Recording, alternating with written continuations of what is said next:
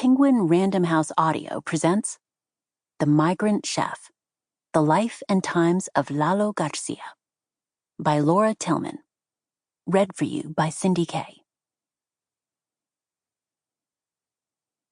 To Augie and Willa. Author's Note.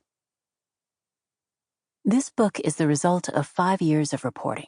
This includes hundreds of hours in the kitchen of Máximo Bistrot, observing and conducting interviews with Eduardo Lalo García Guzmán, the staff of the kitchen and dining room, the purveyors and customers, interviews with chefs and staff of other fine dining restaurants in Mexico City, including historically significant restaurants that have since shuttered, 3 weeks working in the pastry kitchen of Rosetta, reporting trips to Guanajuato, the Estado de Mexico, Baja California, Dubai, Salinas, California, and Georgia, with stops in Atlanta, Uvalde, and Vidalia, all of which were funded independently, and interviews with Lalo's former employers, co-workers, friends, and family members. I interviewed dozens of experts about issues that relate to Lalo's experiences, including Mexico's gastronomic history, migrant farm labor, the impact of the North American Free Trade Agreement, restaurant criticism, pesticide exposure, U.S. and Mexican political history as it pertains to immigration and enforcement, sustainable agriculture, labor law, and Mexico City's contemporary fine dining movement. Whenever possible, I interviewed primary sources and visited the environments significant to Lalo's story in an attempt to better understand his life, gather additional detail, and verify information. I read extensively on all these topics, including anthropological, historical, and sociological works from scholars, memoirs and essays by contemporaries, police and immigration records, and literary works. When Lalo's inner world is described, the details included in the text are the result of extensive conversations with him about his emotional life, his reaction to events, and follow-up conversations about what he was thinking and feeling during specific moments. Many of those reactions ran counter to what I might have imagined, and Lalo's willingness to be candid and patient was critical to this process. A note on translation. I'm conversationally fluent in Spanish. Whenever possible, I recorded interviews to ensure accurate quotes and translations. Lalo, who today is fluent in English, is most often quoted without the need for translation. Much of Lalo's work as a chef has been documented in some form. Awards, openings, controversies, and closings have all found a place in the public record. And it's been relatively easy to verify names, dates, and other information related to his successful career as a chef and restaurateur.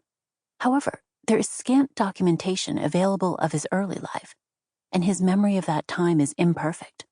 I've been able to verify some information by visiting Lalo's former homes in the Estado de Mexico and Guanajuato, interviewing family members and friends, viewing family photos, and cross-checking details, like those regarding pesticide exposure and migrant labor with experts. When it was not possible to verify a date or piece of important information, Lalo's family members generously spent their time comparing recollections to reach consensus. Areas in which there is uncertainty have been documented in the endnotes. I met Lalo in 2016. When I phoned Máximo Bistrot for an interview with its chef, I had no idea that Lalo was at a critical moment in his life. Mexican immigrants were increasingly being used as political pawns during the U.S. presidential election, and Lalo wanted to share his story. He did so through various interviews with the media during the course of that year, but he wanted someone to take it on in greater depth. I'd called Máximo Bistrot because I was interested in the possibility of writing about the cooks, waiters, dishwashers, and purveyors who worked in a fine dining restaurant in Mexico City, where the country's extreme inequalities are both reinforced and questioned. When I met Lalo, I understood that his journey had pushed him to contend with these forces over and over again. I've done my best to tell his story with the accuracy and rigor of a journalist, supported by the research discussed above. There were no constraints on my inquiry. Lalo granted me extraordinary access to the life of his restaurant, whether it was a calm morning before service or a hectic dinner rush. I was able to freely observe, interview, and take notes. Lalo has also participated in an ongoing dialogue with me about not only what has happened in his life, but what these events have meant to him. I'm grateful for his commitment, his vulnerability, and all I've learned from him. I hope listeners will be able to share in that experience. Prologue. One morning in October of 2016, a young woman walked to the corner of Tonalá and Zacatecas in Mexico City, toward a restaurant with a simple black awning. Its white lettering read, Máximo Bistrot Local. She had been enrolled in a vocational cooking program and had come to Máximo in search of a job. If successful, she would join millions of local service workers who undertake hours-long commutes daily.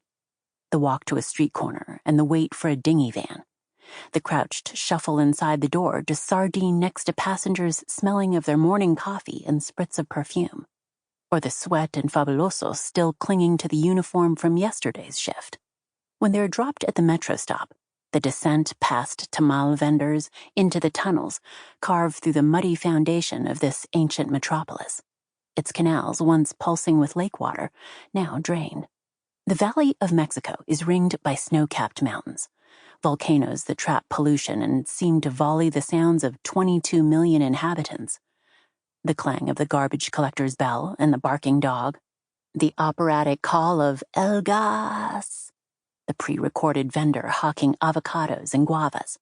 Finally, up, up, up from the metro and into the streets of the well-to-do neighborhood of the Colonia Roma, with its turn-of-the-century mansions converted into cafes and apartments, its tidy parks with fountains, and purebred dogs fetching for their masters. On this day, the young woman walked through the doorway toward the marble counter where Chef Eduardo García Guzmán, known to most everyone here as Lalo, prepared the day's menu, which changed with the seasons and his whims. Though the men in his family were blessed with thick manes that lasted into old age, 5 years of running the restaurant had pilfered the hairs from the top of his head. At first glance, he didn't look the part of a famous restaurant owner.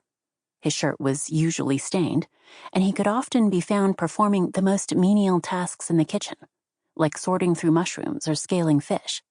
But authority radiated from his eyes, framed by arched brows. The rest of the staff shifted around him, a school of minnows darting back from a larger specimen. Those eyes were always asking questions, protecting against hidden motives, searching for signs of true passion. Lalo walked out from behind the counter, wiped his hands on a rag, and led the job applicant to the best table in the restaurant. A disc of dark tropical hardwood in a cozy alcove facing an open doorway, crowded with olive trees and terracotta pots. She had been enrolled in Gastromotiva, a foundation that helps Mexico's economically vulnerable to get the training they need to obtain well-paying kitchen jobs. Lalo fundraised for the program and welcomed its participants for job interviews like this one. The first thing she needed to do, he said, was come in for a test shift. We want you to see how we work, because it's tough, he told her, his body relaxed, his gaze intent. The profession you've chosen is one of the most difficult, but once you embrace it and you overcome the initial barrier, it's one of the best in the world. He asked where she lived, not to gossip, he assured her, but because she'd be working 12-hour days, and he knew the commute could turn that into 15 or 16. He'd try to accommodate her if he could. The fact is, where you live, there aren't restaurants where you can work, because on the one hand, they can't pay you well, and on the other, you can't learn from the people that work there. So you made a good decision by coming here. But then again, maybe not. Maybe it's too far away. That's life. That's the reality. If she didn't take the time to learn now, her career would flatline, he warned. Listen, I'm more sincere than the rest, he said. I'm not going to sell you the clouds because that's not how this business works. If you learn the business, you can achieve something incredible. But first, you need to commit totally. First, you'll have to give it your best try. Gracias, she said. Lalo called over his assistant to help her schedule a date for a trial shift. Normally, she'd begin at 6 a.m. Sample complete. Ready to continue?